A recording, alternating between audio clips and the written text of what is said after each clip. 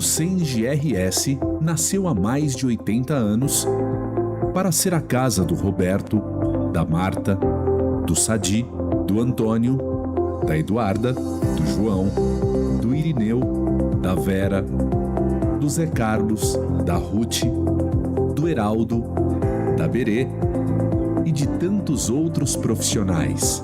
São colegas da iniciativa privada, do setor público, empreendedores, autônomos, estudantes, que confiam e se beneficiam de tudo o que construímos ao longo de décadas em termos de serviços e de representatividade. Nossa força, nossa solidez e nossa pluralidade são condições alcançadas graças à participação individual e coletiva de cada associado, de cada associada. Planejamento estratégico, gestão de processos, transparência e profissionalismo são expressões que fazem parte do cotidiano deste sindicato. Somos mais de 17 mil sócios, receitas, rentabilidade dos investimentos e patrimônio líquido crescentes. Apesar das ameaças e do preconceito contra a atividade sindical, tudo isso converge para a valorização das pessoas e das suas famílias.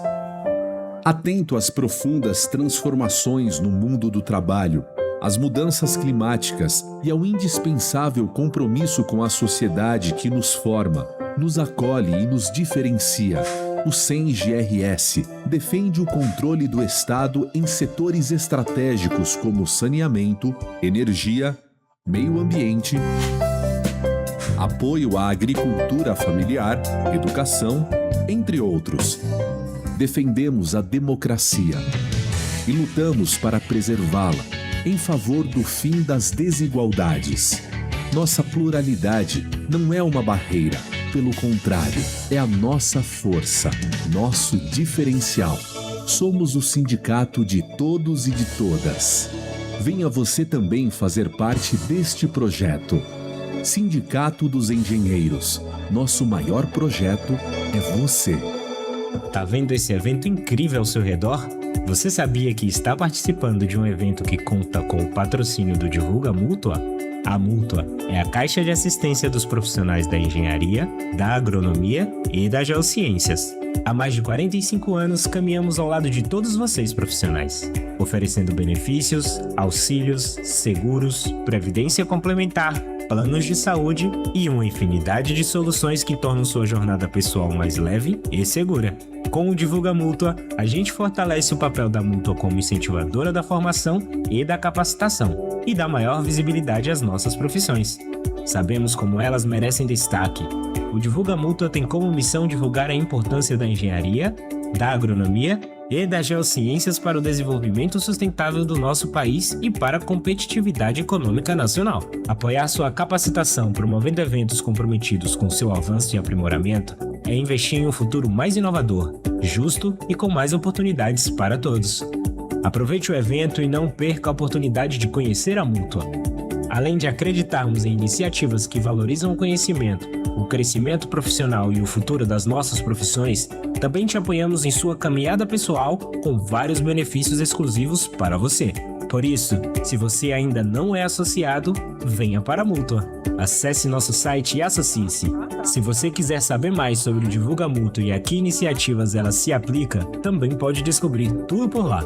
Um bom evento e até mais! Senhoras e senhores, nós vamos dar continuidade aos trabalhos do Painéis da Engenharia, agora com o nosso terceiro painel, que conta com o tema A Pejotização e a Precarização do Trabalho pós-reforma de 2017. Lembramos mais uma vez a todos, formulem por escrito as suas perguntas, identifiquem o nome e a entidade da qual pertence, para que depois possamos ter um frutuoso debate após a apresentação do nosso palestrante.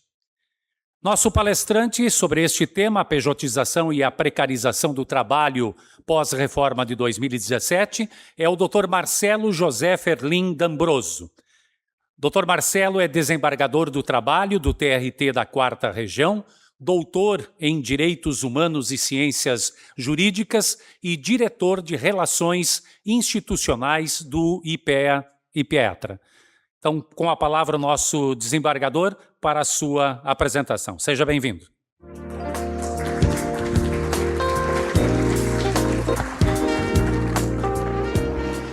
Muito boa tarde a todas e todos. Quero agradecer aqui o gentil convite na pessoa da doutora Carla Vitola, que disse: eu tenho que te levar lá, que o senhor fala a verdade. Eu não sei o que ela quis dizer com, com a verdade, imagino que todos falam a verdade, né? Mas vamos falar o que tem que ser dito então, doutora Carla. Muito obrigado pelo convite, cumprimento o nosso presidente do SENGE, César, cumprimento o presidente da Federação, Murilo, temos o vice-presidente aqui do SENGE, o nosso presidente da CTB, meu querido amigo Guiomar. Uma alegria estar com vocês aqui no meio sindical para tratar de um tema que eu diria essencial, escolhido a dedo, a pejotização. Mas não é só a pejotização, né? Nós temos outras questões que é este cenário. A pintura de um autor mexicano, José Clemente Orozco, e essa imagem que nós temos, nós podemos interpretar pelo direito do trabalho, ou pela justiça do trabalho, ou por ambas as coisas, ou por algo maior que é a estrutura de proteção social no Brasil. É quase um estupro, lamentavelmente, o que vem acontecendo. Então já começo impactando para chamar a atenção, que eu acho que é o que a doutora Carla pretendia ao me trazer aqui. Porque enquanto nós estamos esperançosos com uma perspectiva de diminuição da jornada, né? No 5x2, que há 50 anos na Itália já é 5x2, nós vamos lutar agora, 50 anos depois, para ter o 5x2, será mesmo? Deveria ser um 4x3 no mínimo, né, Guilmar? Mas enfim, mas de que adianta vencer essa luta do 5x2, ou melhor, do 4x3, se nós temos esse cenário, que é um cenário de necrodireito, quando o direito serve para a morte, e aqui ele está servindo para a morte dos direitos sociais, dos direitos humanos do trabalho, ou para a necrojustiça, quando a gente tem decisões que vão desconstruindo a proteção social. Na justiça do trabalho hoje, né, há esses problemas.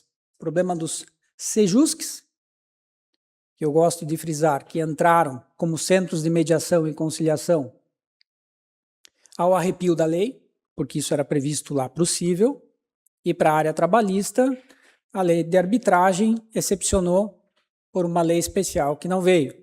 O CPC também excepcionou por uma lei especial que não veio. E o CNJ, na resolução que tratou da matéria, também excepcionou por uma lei que não veio. Aí determinada administração do TST, vejam bem, é um ato administrativo, chegou e instituiu os sejusques, e os sejusques hoje estão pacíficos na Justiça do Trabalho. Para dizer para vocês que as coisas vão chegando devagarinho, nós não vamos percebendo, e depois elas estão instaladas. Qual o problema do sejusque? É a lógica negocial. Por que lógica negocial é um problema? Porque nós tratamos de direitos humanos. E a lógica negocial não serve para direitos humanos. É uma outra lógica protetiva que deve orientar um processo de mediação e conciliação. Mas não é só isso. Obstáculos ao acesso à justiça, que agora o STF ensaia em consagrar. Quais são eles? A deforma de 2017 não disse que a inicial precisava quantificar os pedidos. Mas alguém interpretou que tinha que quantificar os pedidos em números. Muitas vezes tem juízes e juízas que exigem centavos. Então a doutora Carla pede lá horas extras durante os anos 2020 a 2022 no final tem que pôr um valor X. Isso é análise econômica do direito, uma vertente jurídica do neoliberalismo, que é uma ideologia neoliberal que veio ganhando campo no mundo do direito, especialmente no direito do trabalho. Mas qual o significado de colocar lá o valor com centavos? Porque para quem aplica essa vertente ideológica do neoliberalismo, vai limitar a condenação àquele valor. Não vai dar mais do que aquilo. E isso estava sendo superado pela jurisprudência, e agora o STF ensaia em confirmar. Já começaram as primeiras decisões dizendo que, efetivamente, a quantificação da peça de ingresso do processo do trabalho, a inicial trabalhista, ela limita a condenação. Isso é um obstáculo sério ao direito humano de acesso à justiça. Acesso à justiça porque defende direitos fundamentais, as horas extras, o FGTS, o aviso prévio, adicional de insalubridade, periculosidade, penosidade, 13º. Tudo isso está fundamentalizado no capítulo 1º da nossa Constituição como cláusula pétrea, ou seja, não pode ser revisto para pior, salvo uma nova Constituinte. Pode ser revisto para melhor, mas não para pior. Cláusula pétrea, imexível. Direitos fundamentais, de acordo com a Convenção Americana sobre Direitos Humanos, demandam uma tutela rápida, simples, eficaz e gratuita. Então não é só um pedido de horas extras, é a violação do direito humano de limitação da jornada de trabalho. Mas isso dentro do sistema capitalista, enquadrado na caixa do contrato de trabalho, que é um instrumento jurídico por excelência do capitalismo, e que desserve a direitos humanos, porque uma de suas características é a inalienabilidade, ou seja, a impossibilidade de venda, né? É um paradoxo que agora, em momentos de recrudescimento do capitalismo, impactam de uma forma absurdamente negativa o acesso à justiça pela classe trabalhadora. Já passou a questão da condenação em custas. Disse para vocês, se é um instrumento de defesa de direitos humanos fundamentais, está na Convenção Americana, e o Brasil ratificou a Convenção Americana, está obrigado a cumprir, e toda a magistratura em território nacional está obrigada a cumprir, diz da gratuidade, da simplicidade. Ou seja, a doutora Carla vai precisar de um contador daqui a pouco para liquidar esses pedidos. Se o STF vier a confirmar essa tendência. E isso está acontecendo. Então, nós nos emocionamos com uma perspectiva de melhorar a jornada e pode ser que estamos tendo graves perdas sem nos dar conta e que depois fique irreversível. Sejusc ninguém questiona. Quantos sindicatos já não foram fazer acordos no Sejusc? Perversão da prova. Começa com as audiências sem registro em ata. Ah, mas está gravado, olha que maravilha a tecnologia. Tecnologia é ótima mesmo, fica gravado. Mas o que cada um de nós interpreta do que aconteceu na gravação de imagens de uma conversa é diferente. Por que que existe a redução de tudo a termo para uma ata? Para que depois isso, advogados e advogadas das partes possam fazer uma dialética. Agora, se cada um enxergar uma interpretação nas imagens e o juízo enxerga outra, fica bastante complicado. Se perde, aí sim, segurança jurídica, eu odeio esse termo. Por quê? É do neoliberalismo, análise econômica do direito. Quando se fala em segurança jurídica, se fala em segurança jurídica do capital. Nunca é segurança jurídica de direitos humanos, nunca é segurança jurídica dos sindicatos ou segurança jurídica da classe trabalhadora. Mas vamos aqui usar para o bem, né, essa questão da segurança jurídica. Se perde completamente a segurança em relação à prova, e isso abre margem, né, para interpretações contrárias à classe trabalhadora. E vejam que a gente vive um momento de lawfare contra a classe trabalhadora, de guerra jurídica. né, onde todas as armas são direcionadas contra sindicatos e contra a classe trabalhadora. Isso não começou agora, isso começou lá com a Deforma, em 2017. E de lá para cá, isso vem se agigantando. Justiça 4.0, consenso do Vale do Silício aplicado ao Poder Judiciário brasileiro. Novas tecnologias, IA, processo digital, uma maravilha. Só que não.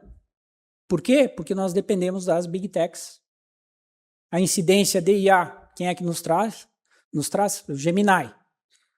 E por aí vai. Nós não temos, dentro do Poder Judiciário, o desenvolvimento de uma ferramenta tecnológica de inteligência artificial. Então, estamos ali simplesmente facultando acesso aos dados do nosso povo de graça. Um dos entusiastas desse processo de transformação da justiça em digital era o aposentado ministro Barroso, que, aliás, um dos entusiastas da análise econômica do direito, junto com o Fux, lá no STF. Ambos escreveram livros, e ele estava celebrando um convênio que ele tinha feito com as principais gigantes tecnológicas, todas estadunidenses, né? Lembro aqui da Google, por exemplo, que iria, então, de graça, desenvolver ferramentas para o Poder Judiciário brasileiro. A de graça, a gente sabe que não existe, né? Já está ali o acesso franqueado aos dados da população brasileira em torno aos conflitos. E Justiça 4.0 agora está se instalando, né? E não vejo também nenhuma discussão com a comunidade jurídica, não vejo discussão com os sindicatos, está vindo de cima para baixo. A análise econômica do direito já está sedimentada em dois aspectos. No concurso para a magistratura, vocês sabem que hoje tem que fazer um provão, que é ENAD, é isso, doutora Carla? Exame Nacional da Magistratura, algo assim, não me lembro o nome, em que nós temos mais questões de análise econômica do direito do que de direito do trabalho, para vocês verem como a ideologia chegou. Todo ano, o CNJ produz um relatório, Justiça em Números, análise econômica do direito pura, onde nós vamos analisar a quantidade de decisões que foram produzidas pelo Poder Judiciário e não a qualidade. E isso é particularmente complicado para a área trabalhista, colegas. Por quê? É muito mais fácil no processo do trabalho dizer não do que dizer sim. Se eu digo não, eu digo não. Se eu digo sim, eu vou ter que dizer de quanto a tanto é devido às horas extras, quais as repercussões, etc. Isso é válido para praticamente todos os direitos trabalhistas. Então, quando nós começamos a pressionar por produção e metas, que é a gestão neoliberal entrando no serviço público, especialmente no Poder Judiciário, nós estamos pressionando, façam a leitura comigo, por mais improcedências. E aumentou de uma forma gigantesca o número de improcedências. Porque o juiz é pressionado pelo cumprimento de metas, sim, agora nós temos metas, né, pelo CNJ, e essas metas são quantitativas e não qualitativas. Eu não digo que não deva ter metas, acho que sim, mas acho que, primeiro, essas metas devem ser discutidas com a população. Eu não vejo o CNJ discutir com a população quais vão ser as metas. As metas são números, é análise econômica do direito. E se nós vamos ter uma métrica para avaliar a qualidade da prestação jurisdicional, o número é apenas um dado. Eu preciso de outras. Especialmente se aquela justiça está ajudando a distribuir vida digna. Me parece que essa seria uma métrica adequada. Como é que nós vamos aferir? Por outros números de qualidade de vida, de melhora da condição salarial, de melhora da empregabilidade, da baixa de adoecimento profissional e de acidentes do trabalho. Mas nada disso é discutido. Nada disso é pauta também. Essas coisas vêm de cima para baixo, se instalam, ninguém questiona. E talvez por isso a doutora Carla me chamou, para essa verdade, para convocar vocês a fazerem essa discussão, porque o meio sindical é um meio próprio para levar este tipo de pauta, este tipo de demanda junto ao poder, aos três poderes, me refiro. E o que acontece? Direito do trabalho, na prática, não corresponde mais à teoria. Imaginem vocês que são engenheiras e engenheiros que é uma ciência exata. Nós vamos construir um edifício. Então eu vou ter lá a fundação, aquela fundação vai ter regras, etc., para que seja possível sustentar o que vem depois. E no direito de uma certa forma, a mesma ideia. Nós temos pilares que vão estruturar o comportamento humano e as balizas para as regras de convivência em sociedade. Uma sociedade justa, solidária, democrática, ela vai ter pilares. E o direito do trabalho tem alguns pilares. Um deles é o princípio da proteção. O princípio da proteção de quem? Da parte mais fraca, que é a parte desprovida de capital. Quem tem de sobreviver com a sua força de trabalho.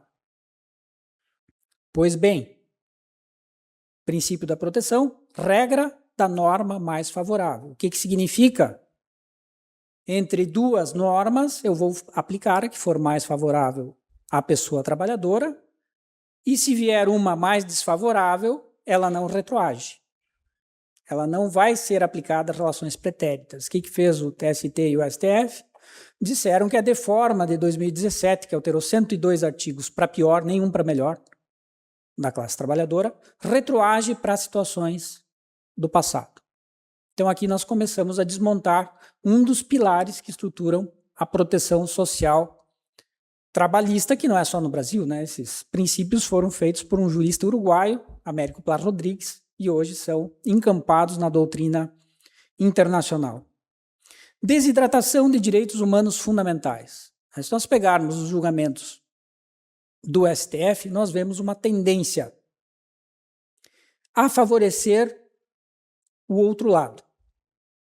Pegar aqui um bem simples, mas de alto impacto e que mostra como esses pilares vêm sendo destruídos. Responsabilidade subsidiária da administração pública. O que é isso? Quando eu tenho uma empresa terceirizada prestando serviços para um órgão público e aquela empresa descumpre um direito trabalhista da pessoa trabalhadora, eu vou ter a responsabilidade do órgão público para respaldar o cumprimento. Porque a maioria dessas empresas acaba depois falindo e se sai uma sentença favorável, depois não se consegue converter em pecúnia. Disse o STF, então, que agora é praticamente uma inversão do ônus da prova, né? Que tem que ser demonstrada a culpa do órgão público para que ele responda por aquela situação. Antes nós estávamos trabalhando com responsabilidade objetiva. Contratou uma terceirizada, houve descumprimento de direitos trabalhistas, o órgão público vai pagar. Agora não. Agora tem que demonstrar que o órgão público agiu com culpa. É totalmente diferente. E é uma discriminação, por outro lado, porque um dos pilares do direito administrativo, que se constrói 200 anos atrás, com o caso Blanco na França, é o da responsabilização do Estado. Responsabilidade objetiva. Isso está no artigo 37, parágrafo 6º da nossa Constituição. Responsabilidade objetiva do Estado, ou seja, eu não indago de culpa. Ela existe porque houve a relação. Eu não preciso aferir se houve uma falta de vigilância por parte do órgão público ou uma culpa ao escolher mal a empresa que contratou. Não. Contratou, houve descumprimento, deve pagar. Isso é regra de direito administrativo. Mas, para a área trabalhista, não. Tem que demonstrar culpa. É uma discriminação. Não vejo outra leitura. É hipótese de lawfare, sim, guerra jurídica contra a classe trabalhadora. Porque aqui eu tenho direito administrativo sendo violado e direito do trabalho. Mas um de muitos exemplos que nós poderíamos dar sobre essa questão. Me trouxeram aqui para falar sobre pejotização. E eu comecei apresentando a vocês uma conjuntura judiciária que revela essa guerra jurídica, esse lawfare contra a classe trabalhadora e os sindicatos, que vocês, como sindicalistas, já vão reconhecer na questão do imposto sindical, do extinto imposto sindical, da contribuição sindical de um dia de trabalho ao ano, que o STF acabou confirmando e esfacelou a fonte de custeio das entidades sindicais. Né? Isso não é menor, isso não é pequeno, Isso tem um propósito, enfraquecer a defesa da classe trabalhadora. Vamos fazer a leitura correta. E quando nós falamos em pejotização, a gente tem que pensar que isso começa um pouquinho antes. Eu falei para vocês de análise econômica do direito, de uma ideologia neoliberal de ordem jurídica que se instalou no Poder Judiciário. E quando é que começa o problema que nos traz até a pejotização, com o risco de ser legalizada hoje pelo Supremo Tribunal Federal? E quando for legalizada, colegas, não tenham dúvidas que vocês, da categoria dos engenheiros e engenheiras, serão atingidos diretamente, que não vai mais ter contrato de trabalho, vai ser tudo PJ. Até porque a tendência, se é que vai haver alguma modulação nesse julgamento do STF quando acontecer, se fosse hoje, o resultado seria liberar a pejotização.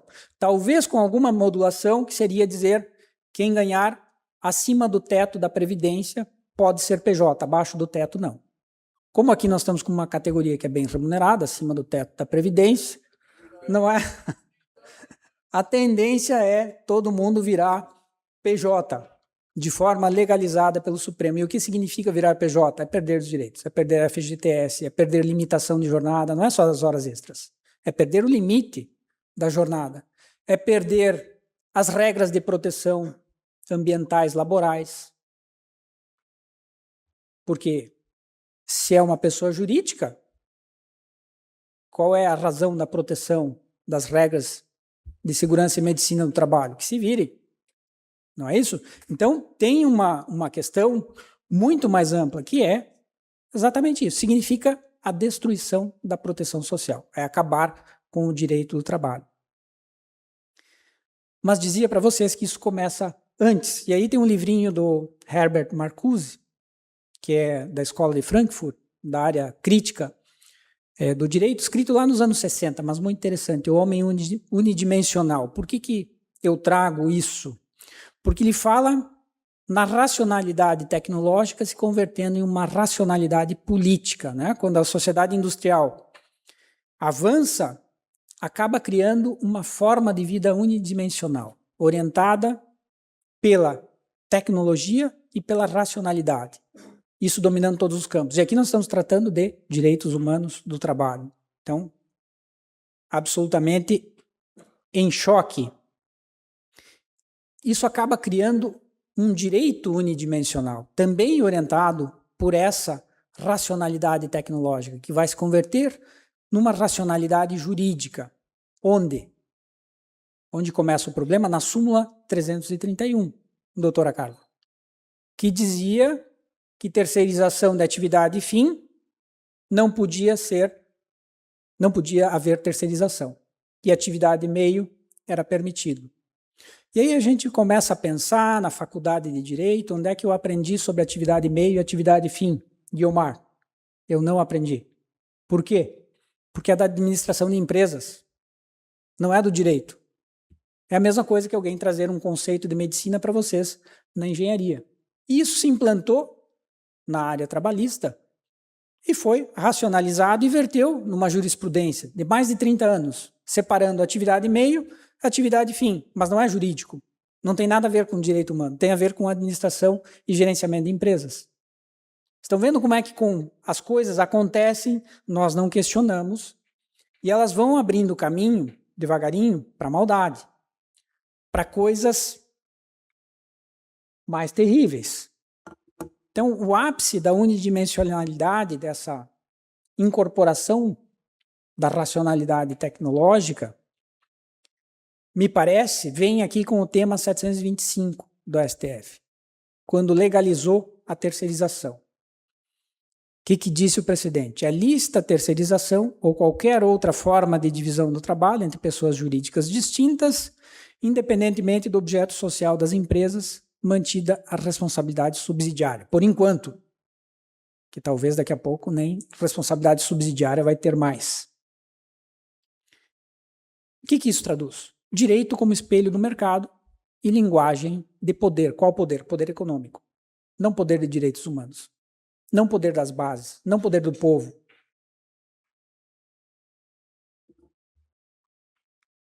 O apocalipse se avizinha na área trabalhista. primeira trombeta é esse tal de tema 1291. E é interessante, porque vocês são da área da engenharia, conhecer que há dois grandes sistemas jurídicos: Common Law, ou sistema continental, e o sistema... Common Law, que é o anglo-saxão, certo? E o Civil Law, que é o sistema continental, o nosso. O nosso está previsto em leis. O anglo-saxão, ou da Common Law, se estrutura com base em precedentes, ou seja, nos julgamentos que vão construindo o direito. São sistemas bem distintos. E por força de imperialismo, não tem outra leitura, quem são os países imperialistas? São países da Common Law. Estados Unidos, Inglaterra. Nós importamos o sistema de precedentes, sem previsão constitucional. E hoje, nas sustentações orais que tem no tribunal, a gente não escuta mais o artigo tal da CLT, o artigo tal do Código de Processo Civil. A gente escuta o tema tal do STF, o tema tal do TST. E são temas que chegam, porque pelo menos a lei eu posso interpretar. E esses precedentes vêm para o Poder Judiciário com uma limitação, eu não posso interpretar. Se eu interpretar, eu estou sujeito a receber uma correção. E já recebi várias. Mesmo fazendo distinction, mesmo tirando na minha decisão argumentos que não estão vinculados com aquele precedente. Porque essa é a lógica do precedente. O precedente ele vai orientar uma linha de decisão que esteja em consonância com os seus fundamentos. Né? Se estiver fora dos fundamentos, o precedente não se aplica. Isso é Common Law. Quando nós importamos para cá, ele vem com uma força maior do que a lei. Vem inquestionável, de cima para baixo. Porque o STF e o TST estão padronizando tudo. Olha, mais de 1000 precedentes aqui no STF. Isso aqui é uma loucura. Para lançar um precedente, companheiras e companheiros, nós temos que conversar com o povo. Eu tenho que fazer audiência pública. Eu tenho que escutar uma série de partes envolvidas e que vão ser atingidas antes de lançar um precedente, uma súmula. Quando é que o meio sindical foi ouvido para fazer o precedente 725 do STF? Nunca. Quando ele será ouvido para o tema 1291? Não sei. Mas é a primeira trombeta do Apocalipse. Por quê? Uberização. A validação das plataformas digitais. O trabalho precário sem direitos nas plataformas digitais. A gente lê uberização porque a gente pensa no Uber, naquele entregador de comida. Mas não é. Hoje tem plataforma para advocacia. Por 50 pila, tu faz uma audiência lá em Recife. Não é isso, doutora Carla? R$50 hoje para fazer uma audiência. Já está plataformizado. Vocês acham que com engenheiros e engenheiras vai ser diferente? Não sei, de repente até já tem plataforma. Mas já tem para empacotador de caixa. Já tem para motorista, caminhoneiro, né, Guilmar? Tudo vai ser plataformizado. Mas não tenham dúvida. Unidimensionalidade. A racionalidade tecnológica vai encampar. Não, a tecnologia é maravilhosa, a plataforma digital está aí, facilitou a vida. Lembro de um congresso em 2017, que era a Uber era uma das patrocinantes, em Belo Horizonte. E aí veio o palestrante da Uber. Daí a imagem que ele trazia era uma máquina de escrever e once upon a time. Era uma vez. Porque antigamente era máquina de escrever, depois veio o computador, melhorou a vida. Antigamente era vitrola, hoje é o Spotify. Né? Olhem a mudança, a evolução. Então a tecnologia é sempre apresentada como algo positivo e inquestionável. Mas quem que faz a tecnologia? Somos nós? É o povo? É a classe trabalhadora que faz a tecnologia? Sim, mas ela é utilizada. A propriedade intelectual e autoral fica com a Big Tech, o detentor do capital. Então a tecnologia hoje é extração de mais lucros. Essa é a lógica das plataformas. Elas não foram desenhadas para cumprir a legislação trabalhista. Quando elas foram desenhadas para extrair mais lucro. Como uma fraude, que é. Tanto que na Europa, diretores da Uber foram condenados criminalmente. Na França, da Glovo, que é uma outra plataforma, na Espanha. E aí a Europa lançou uma diretiva, ano passado, que parte da presunção de laboralidade, um dos pilares do direito do trabalho. O que é a presunção de laboralidade? É a presunção do vínculo empregatício. Se não há vínculo empregatício, quem tem que provar que não existe é a plataforma. E aqui, vejam, isso já está na Europa. Todos os países da União Europeia são obrigados a observar a diretiva, né, como uma norma constitucional da União Europeia. Aqui, o STF, interpretando a Constituição, que não diz isso, vai retirar todos os direitos sociais de quem trabalhar em plataforma. Quando liberar trabalho sem vínculo em plataforma digital, vocês têm alguma dúvida que as empresas vão plataformizar todo mundo? Eu não tenho. Então essa aqui é a primeira trombeta do apocalipse, e aí não adianta reduzir jornada, né? Nós vamos fazer o 5x2, atrasado, e não vai ser aplicado a quem trabalha em aplicativo. Essa aqui é a grande maldade. Então o STF está adaptando a Constituição ao desejo do mercado, né, a esse sonho de consumo do capital que é o trabalho 0 hora. Remunerar exclusivamente pelo serviço prestado. Quando na CLT nós temos o artigo 4º que diz que o tempo à disposição da empresa deve ser remunerado, que é um dos pilares do direito do trabalho, que vem lá desde a Constituição da OIT em 1919. Segunda trombeta do apocalipse, aqui é o tema da palestra, doutora Carla. Pejotização. Mas nós não temos como chegar na pejotização sem enfrentar algumas coisas que vêm acontecendo antes. Aí nós temos o quadro de completa destruição do direito do trabalho. Diz lá o verbete. À luz do entendimento consolidado na ADPF, arguição de descumprimento de preceito fundamental 324, a licitude da contratação de trabalhador autônomo ou pessoa jurídica para prestação de serviços, bem como o ônus da prova relacionado à alegação de fraude na contratação civil. Preliminarmente, será analisada a competência da Justiça do Trabalho para julgar as causas que tratam da existência de fraude no contrato civil. Traduzindo, se houver fraude, ou seja, a exigência de constituição de uma pessoa jurídica para mascarar o vínculo empregatício, o que vai ter de ser feito? Vocês vão ter de demandar na justiça comum. Vai levar uns 20 anos lá para o juiz de direito, a juíza de direito, dizer que há fraude ou que não há fraude. Quando disser que há fraude, daí sim vem para a Justiça do Trabalho. Olhem que loucura isso aqui. Quando a Constituição, no artigo 114, coloca uma competência ampla, que veio com a emenda 45, em 2004, de reforma do Judiciário, para todas as causas oriundas e decorrentes da relação de trabalho. E, obviamente, estamos tratando aqui de uma relação de trabalho, porque é uma relação assimétrica de poder de quem tem o capital e os meios de produção, com o PJ, que entra apenas com a sua força de trabalho. Essa é a distinção. Onde é que reside a fraude? Nesta assimetria de poder. Poder econômico, capital, versus quem tem apenas a força de trabalho do outro lado. Vocês, como engenheiros e engenheiras, têm os conhecimentos da profissão. É verdade, mas o capital está do outro lado. Então aqui reside essa perspectiva de fraude e esse sepultamento dos direitos humanos fundamentais. Né? Porque vai deixar de existir proteção social, como eu disse antes, e reafirmo, quando for liberado plataforma digital sem vínculo e trabalho mediante constituição de pessoa jurídica. O que, aliás, a gente cansa de julgar hoje, porque quando tem uma empresa malvada que não quer pagar direitos, ela exige que o trabalhador, a trabalhadora, constitua uma pessoa jurídica. Porque aí não paga FGTS, 13º, não precisa conceder férias, não tem limitação de jornada, não tem preocupação com normas de saúde, segurança e medicina do trabalho, etc. Né? As consequências eu nem preciso dizer para vocês.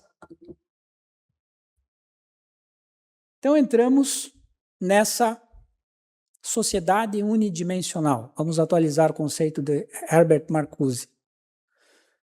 Numa era digital, em que nós temos a precarização do trabalho ampliada pelas plataformas digitais de trabalho, pela uberização e pelo crowdworking, né, que são os microtrabalhos. Ou seja, um exemplo, eu sou tradutor, então eu me cadastro numa plataforma e aquela plataforma vai me passando os serviços de tradução que são remunerados por, sei lá, centavos por página traduzida. Imagino que deva ter já alguma aplicação nesse sentido para a engenharia. Isso é o crowdworking. Um trabalho absolutamente discreto, a empresa extrai os lucros de uma multidão, né? E essa multidão não se encontra e também não se vê como explorada porque faz espécie de bicos, né? Gestão da precarização. E o direito que nós estamos nos encaminhando no Brasil é este direito unidimensional, né? Que valida essa nova estrutura exploratória aqui do terceiro milênio e desse capitalismo selvagem que está se instalando desde as big techs, né? Ou como dizem alguns, que estamos indo para um neofeudalismo. Qual a esperança? Aqui eu vou precisar da ajuda de alguém, que eu passei todos os slides, queria voltar na tela inicial. Qual a esperança? Perspectiva de direitos humanos do trabalho, né? Mas aí nós passamos por um processo de consciência, de luta, novamente de luta, mas não podemos esquecer que tudo que foi conquistado pela classe trabalhadora veio de sangue, né? De luta com sangue mesmo, de inúmeras pessoas mortas em greves, até ser conquistado algo. E agora é, de novo, um momento de luta. O que eu gostaria de destacar para vocês é que muitas vezes isso está passando e ninguém está vendo. Então é importante, daí como disse a doutora Carla, dizer a verdade. Não é a doutora Carla, creio que foi mais nesse sentido de fazer esse alerta, essa denúncia para vocês, de que nós estamos hoje com um sério risco de perder toda a proteção social, sem mudar a Constituição. Isso é algo um pouco raro, né? Porque a Constituição ela vai ser interpretada de acordo com as regras do mercado, com o desejo do capital, via STF. Então, o STF cumpre um papel interessante, que ao mesmo tempo que ele é guardião, aspas, da democracia, com relação a ter impedido golpe, ter feito a condenação de quem participou do golpe, etc. Do outro lado, ele está permitindo a destruição do direito do trabalho, que também ataca a democracia. O que é o direito do trabalho? É o direito dos 99%, é o direito de quem não tem capital. É o direito que dá voz às pessoas que não têm capital e dá cidadania também. Sem direito de trabalho não há cidadania, sem cidadania não há democracia, não há exercício de direitos civis e políticos, compromete toda a construção da sociedade que nós temos na Constituição de 88. Então são coisas gravíssimas que estão acontecendo. Hoje, se o julgamento do STF for hoje, do tema 1291 e desse tema da pejotização, vai ser validado. Então, considerem que a existência da Justiça do Trabalho e, por conseguinte, do Ministério do Trabalho e do Ministério Público do Trabalho é questão de tempo.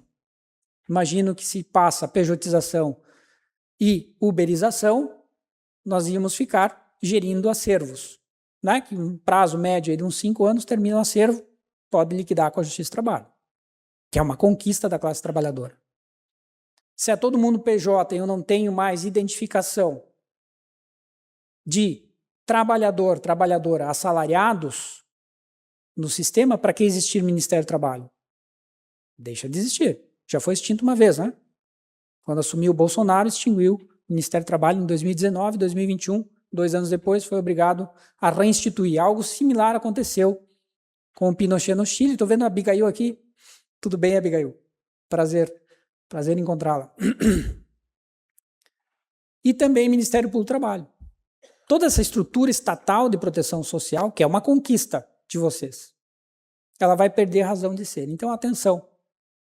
O chamado que eu faço, Guilmar, nesses eventos, é dizer ao movimento sindical, faça um acampamento lá na frente do STF. É legítimo. Contra a pejotização, contra a uberização. Vão lá conversar com os ministros. Porque vai passar. Não tem o que fazer. Né? Nós aqui, que temos um olhar voltado à razão, ao sentido, à existência da Justiça do Trabalho, que é a proteção da parte mais fraca, muitas vezes a decisão não se sustenta. Eu dou a decisão aqui, o STF caça direto, não passa mais nem pelo TST. Caça direto e ainda com ameaça de correição. Já respondi algumas, como eu disse para vocês. Ainda que eu faça a distinção. Olha, esse caso aqui não se enquadra no precedente por tal motivo. Vem de lá um recado. Não faça mais, né? Porque vai ter processo disciplinar. Né? Vai até além da correição. Já recebi um recado assim. Então, é complicado.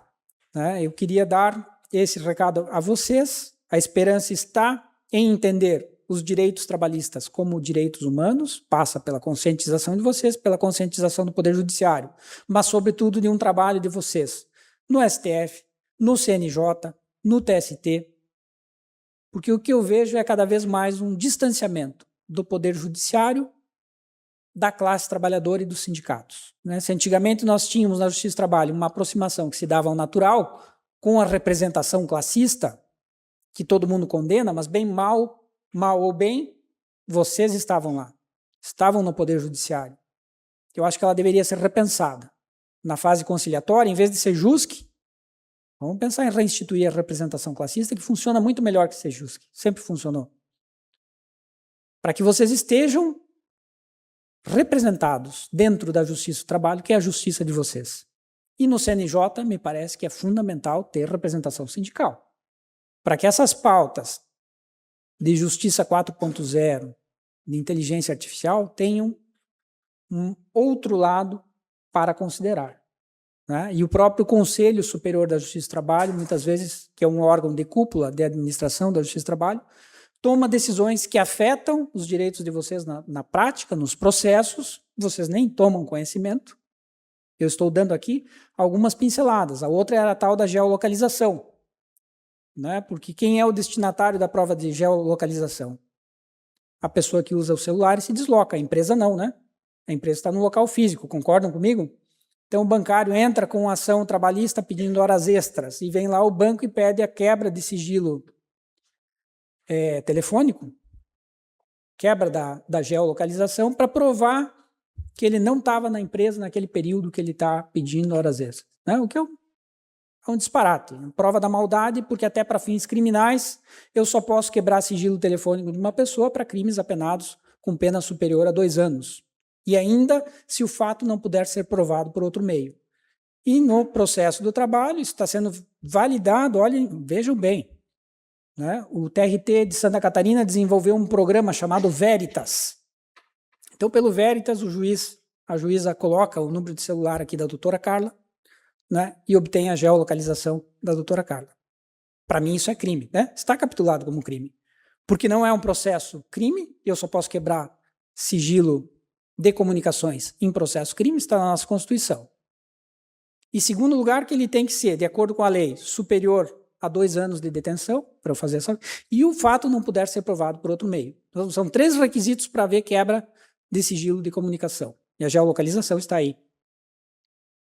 E aí se institucionalizou isso como CSJT, Conselho Superior da Justiça do Trabalho, validou o programa de Santa Catarina e divulgou para todos os demais tribunais. Então, hoje é só colocar o celular ali e a gente tem a geolocalização de alguém. Alguém questionou?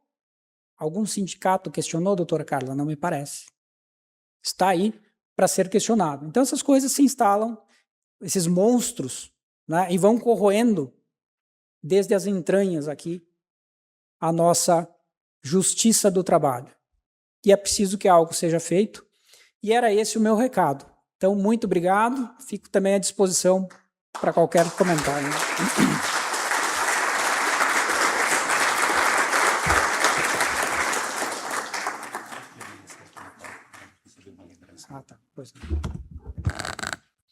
Nós agradecemos então a participação do nosso desembargador Marcelo D'Ambrosio. Convidamos para que permaneça aqui no palco para receber uma lembrança em agradecimento à sua participação das mãos da diretora da área de apoio e qualificação profissional do SENGE, Jéssica Bandeira Moraes.